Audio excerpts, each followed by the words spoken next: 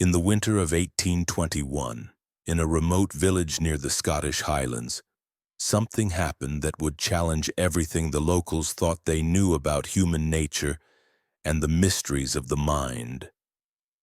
A boy appeared in the community speaking a language that no scholar, no linguist, no traveler had ever heard before. But this was not just some unknown dialect or forgotten tongue. What the boy spoke seemed to follow patterns and structures that defied the very foundations of human language. This is the story documented in the private journals of Dr. Hashim Loud, the village physician, and corroborated by the testimonies of 17 different witnesses. A story about a child who may have carried secrets from a world that should not exist. To understand the magnitude of what happened in the winter of 1821, we must first immerse ourselves in Scotland of that era. The country was still recovering from the devastating effects of the Highland clearances when thousands of families were driven from their ancestral lands to make way for sheep farming. The village of Inverary, where our story takes place, was one of many remote communities struggling to survive in an increasingly hostile landscape. With only 300 inhabitants, most of them farmers and fishermen, the village was cut off from major urban centers by days of travel through treacherous mountain trails. It was a place where superstition mingled with Presbyterian faith, where ancient Celtic legends still echoed in collective memory, and where the arrival of any stranger was an event worthy of the entire community's attention. The winter of 1821 had been particularly harsh. Snow blocked the main roads for weeks, isolating Inverary from the outside world. It was in this state of complete isolation that something extraordinary occurred on the morning of February 14th, 1821. Margaret McTavish, the village school teacher, was the first to encounter the boy. In her detailed account written in her personal diary, and only discovered in 1892 during the demolition of her cottage, she described what happened when she opened the school door that morning. There was a child sitting on the steps, perhaps 8 or 9 years old, dressed in clothes I had never seen before. The fabric seemed thin, almost silky, but the cut was strange, like garments from another era, or perhaps from another place entirely. But what struck me most were his eyes. They were unusually bright, as if reflecting light in a way human eyes should not. Margaret approached the boy and tried to communicate in English, then in Scottish Gaelic, and finally in the little French she knew. The child responded, but with sounds Margaret described as musical and fluid, like water running over stones, yet organized in a way that clearly indicated intelligence and intent. What happened next would mark the beginning of one of the most disturbing mysteries in Scottish history. The boy seemed to understand that Margaret was trying to communicate, and he began responding in his strange language with increasing intensity.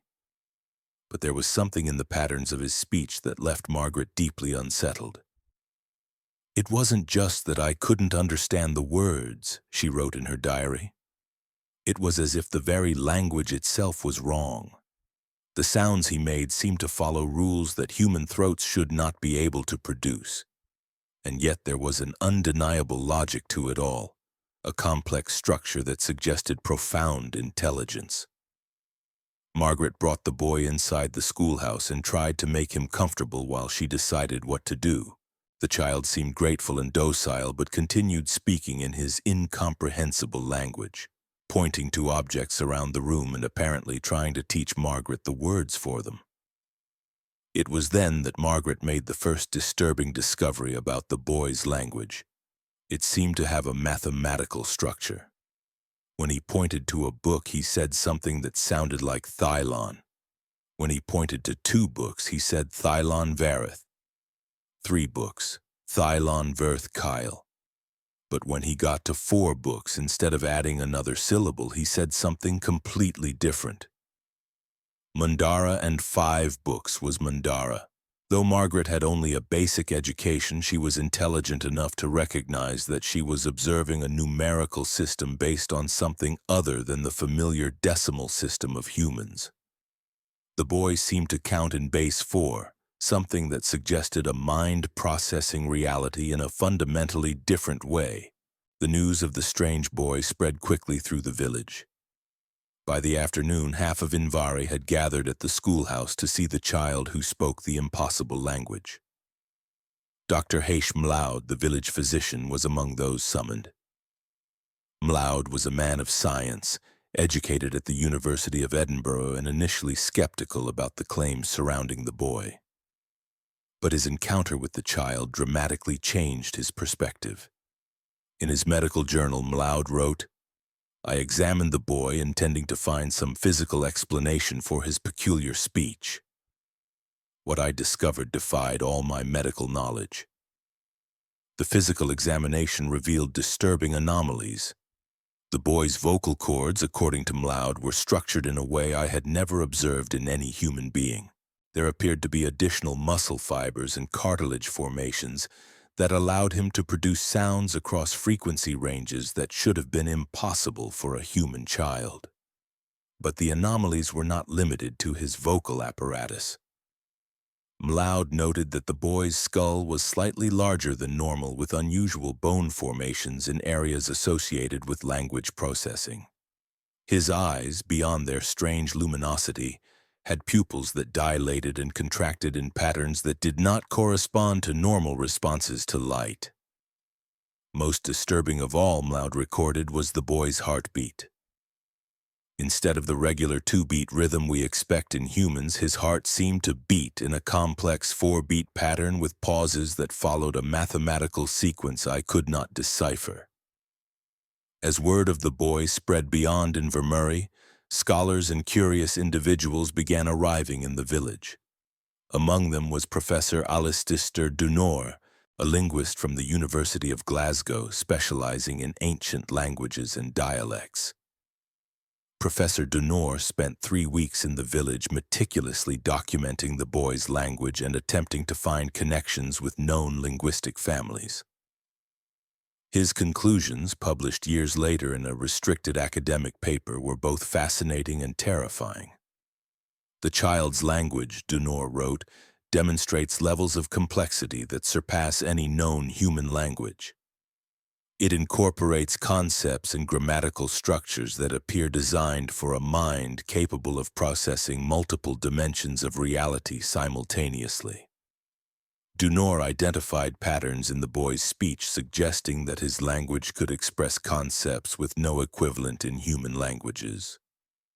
The boy seemed capable of describing temporal relations, spatial orientations, and even emotional states in ways that required an understanding of mathematical and physical principles unknown to the science of the time. Even more disturbing was Dunor's discovery that the boy's language seemed to be evolving in real time. Words and expressions the child used in the first week were modified and refined in the following weeks, as if he were adapting his communication to make it more comprehensible to humans. It is as if he is trying to build a bridge between his way of thinking and ours. Dunor observed, but the effort seems to be causing him considerable distress. Indeed, as the weeks went on, villagers began noticing troubling changes in the boy's behavior. He became increasingly agitated, especially at night. Several villagers reported hearing him speaking his language in urgent, almost desperate tones during the early hours of the morning.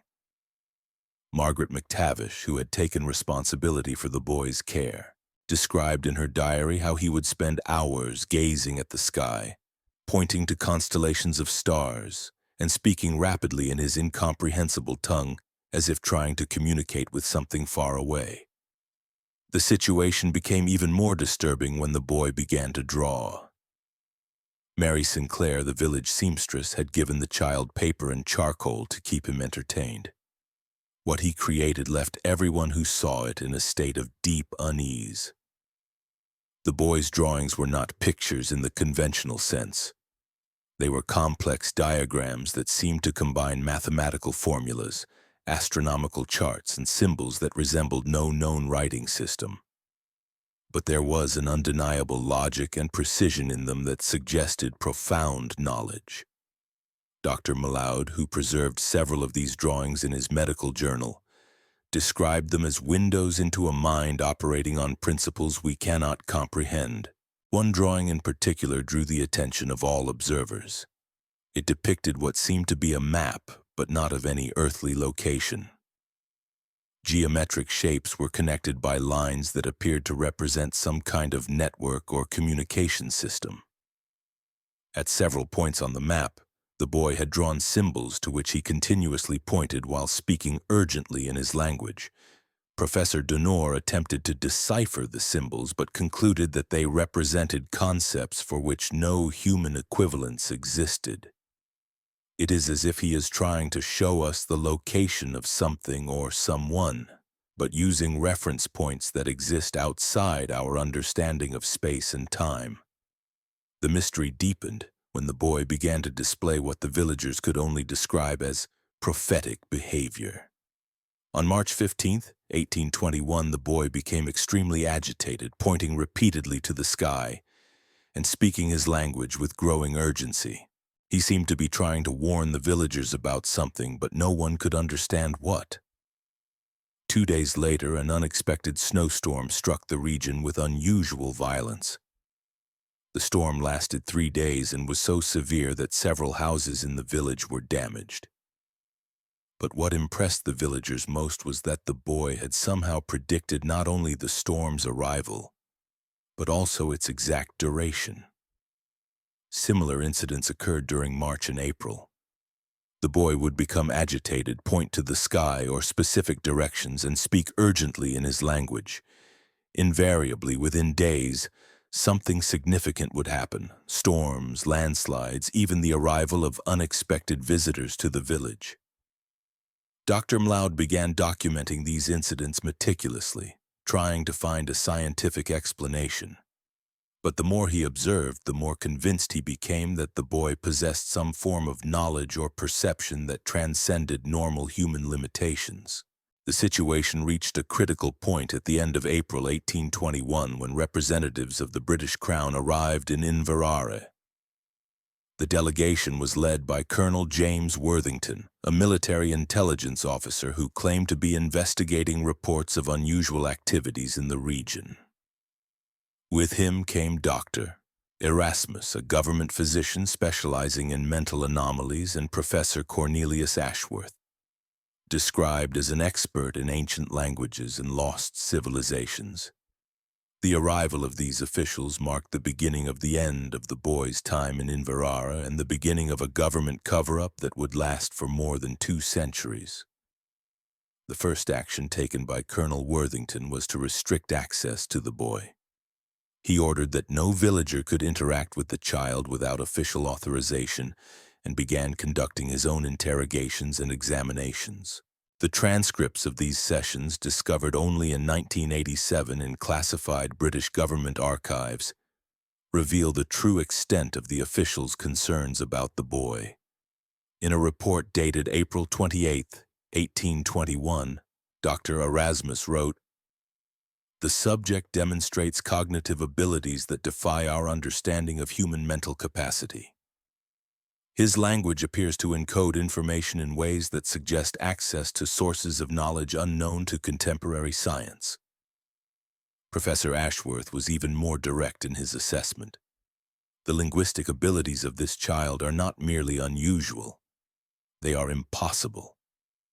He is communicating concepts and information that should not exist in any human mind.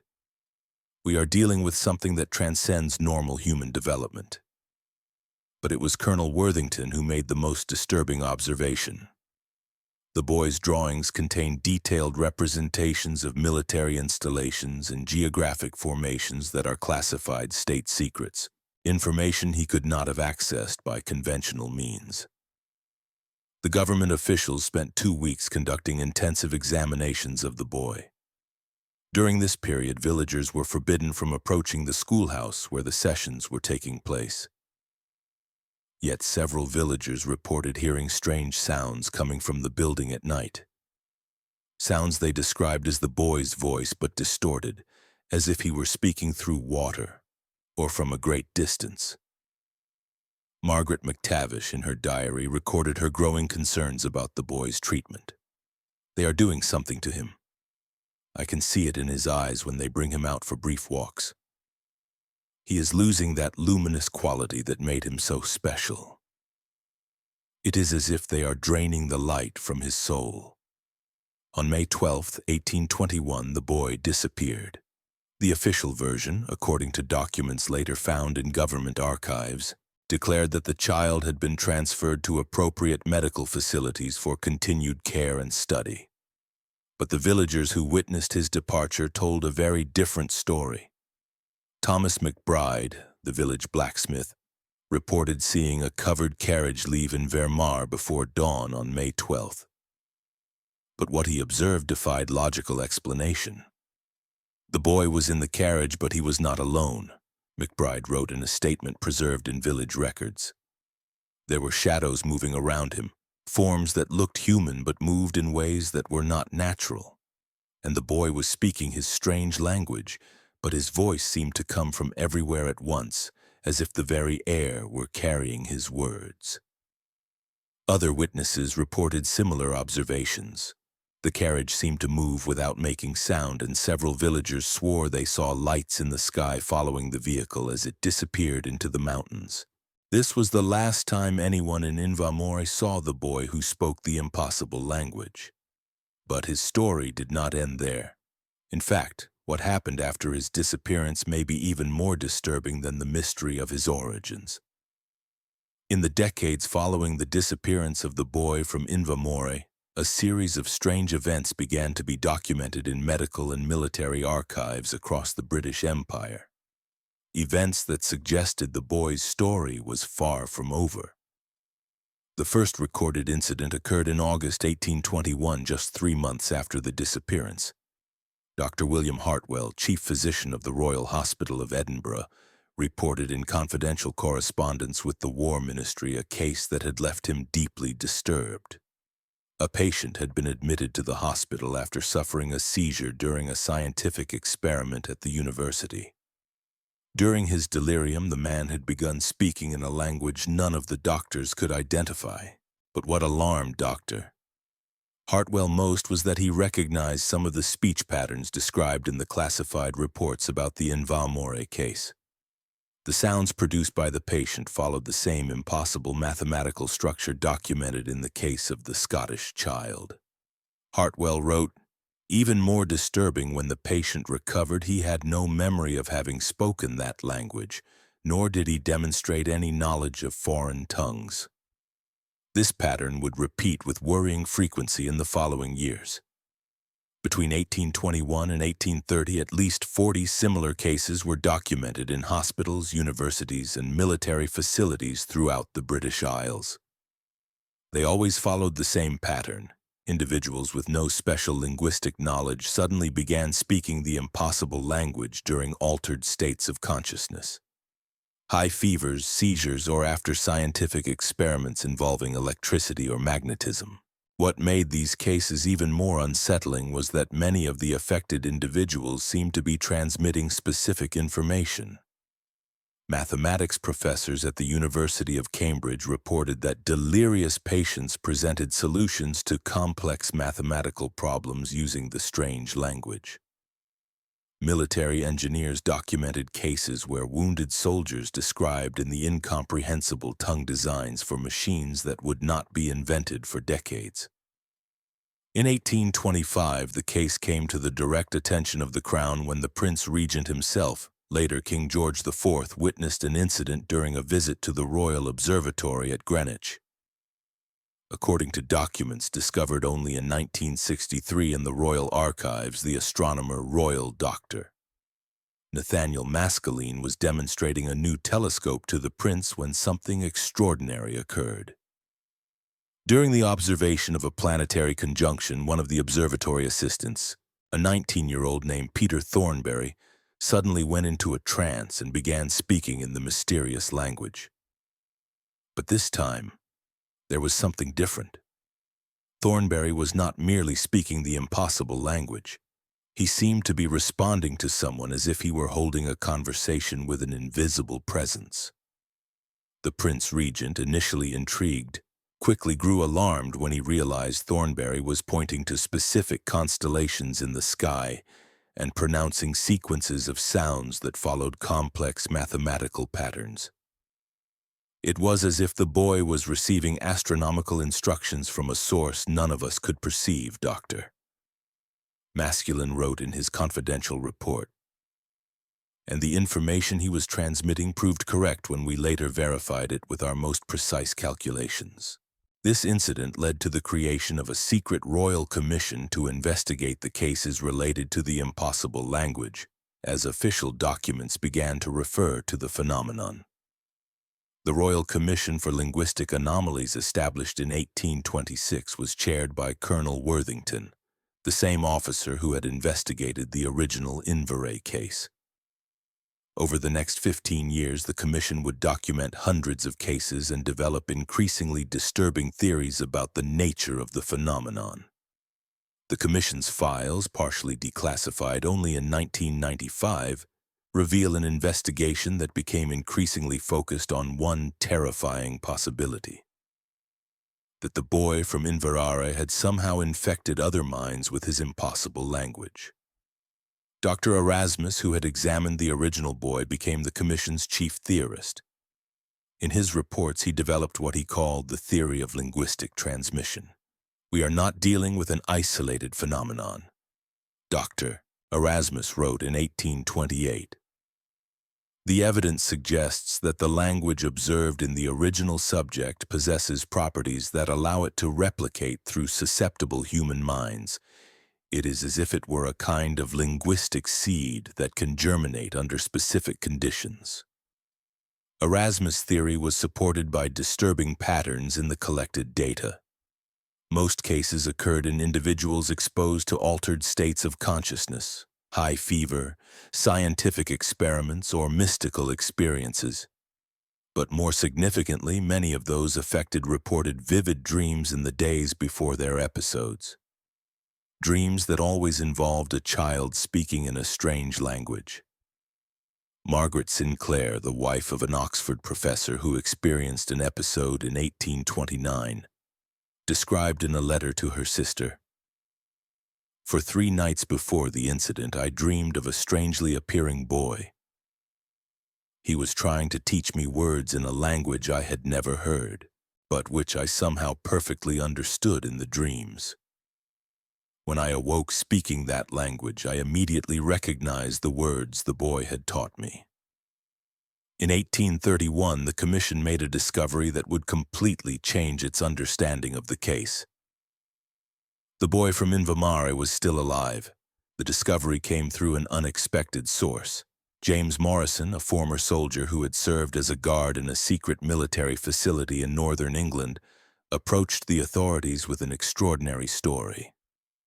Morrison claimed to have worked for 5 years in an underground facility where the British government conducted experiments with anomalous subjects. Among these subjects, according to Morrison, was a child who matched the description of the Inverray boy. Exactly. They kept him in a special cell lined with lead and iron, Morrison declared in his official testimony. They said it was to contain some kind of influence, he projected, but I could hear him speaking that strange language, even through the thick walls. And whenever he spoke, strange things began to happen in the facility. Morrison described a series of incidents that had occurred during his service. Scientific equipment malfunctioning in impossible ways, guards suddenly speaking unknown languages during their shifts, and most disturbing of all, the appearance of written text in indecipherable script on the walls of the facility. The writing appeared during the night. Morrison reported complex symbols that spread across the walls as if carved by invisible hands. The scientists tried to erase them, but they always returned, each time in greater quantity. Morrison's testimony was initially met with skepticism, but a discreet investigation confirmed the existence of the facility he described. Even more alarming, when the Commission's investigators visited the site, they found physical evidence that corroborated his story. The underground cells still existed, and the walls were covered with symbols that matched exactly the drawings found in the boy's earlier records.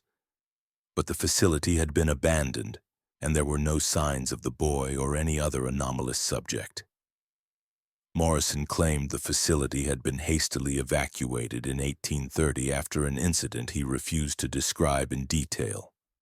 All he revealed was that the boy did something that frightened the scientists so much they decided it was safer to let him go. From that point on, the trail of the Inverray boy became fragmented and conflicting, but no less disturbing. Between 1831 and 1850, sporadic reports continued reaching the British authorities of sightings of a child matching the description of the original boy. But these sightings presented a baffling inconsistency.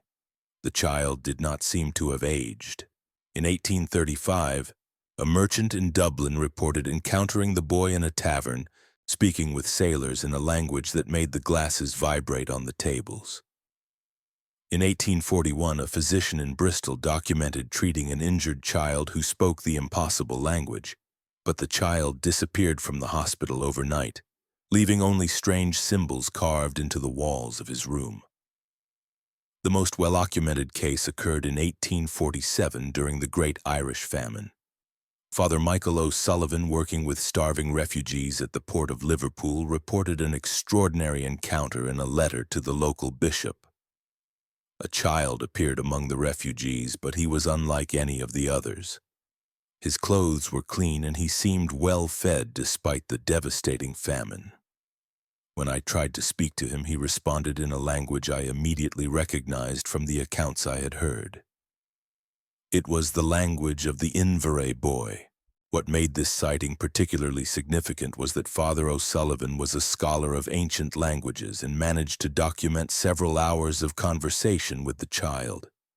He seemed to be trying to teach me his language, O'Sullivan wrote, and gradually I began to understand fragments of what he was saying. He spoke of places that exist on no map, of people who live between moments, and of a great gathering that was to come.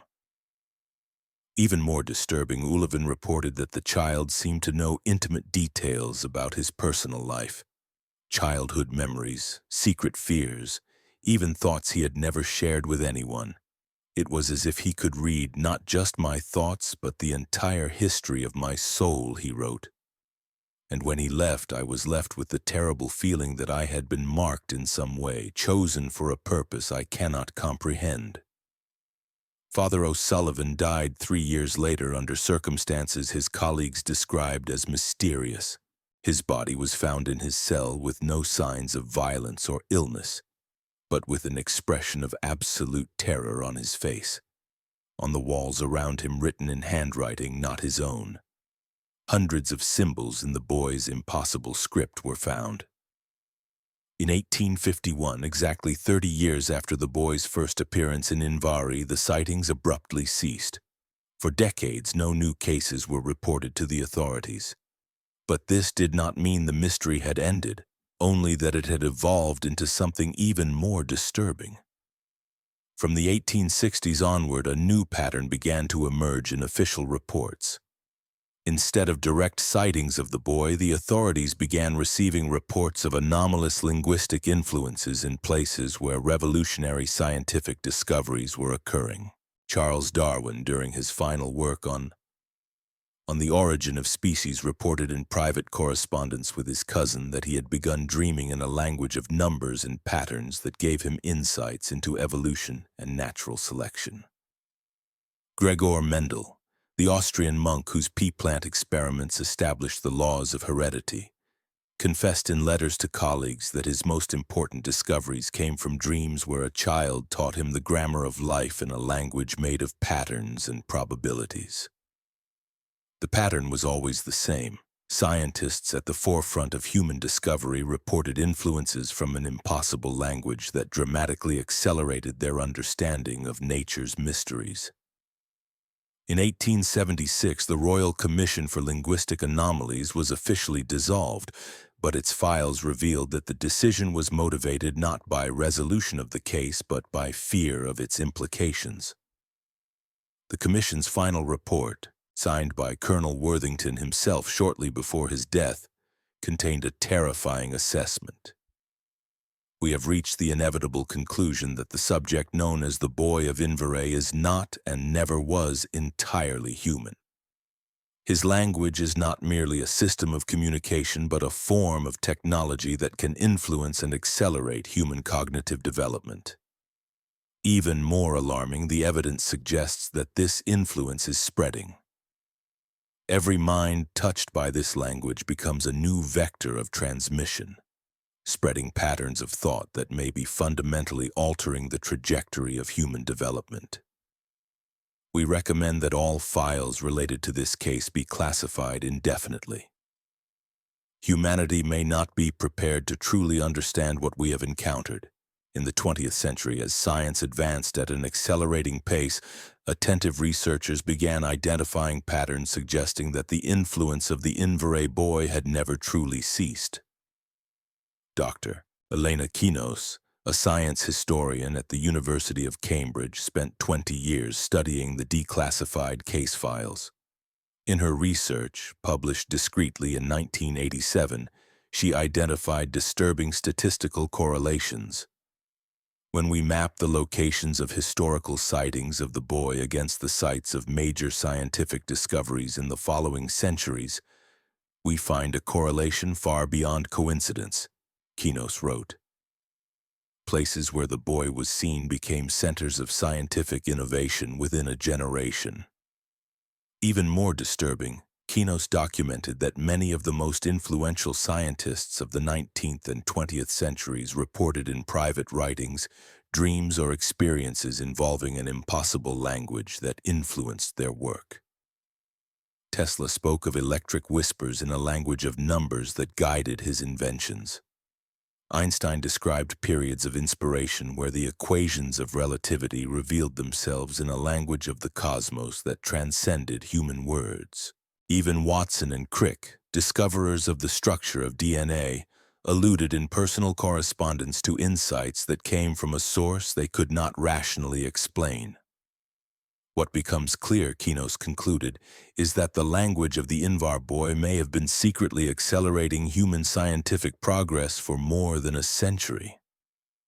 The question is not whether he is still influencing our civilization, but to what extent our technological evolution has been guided by a non-human intelligence.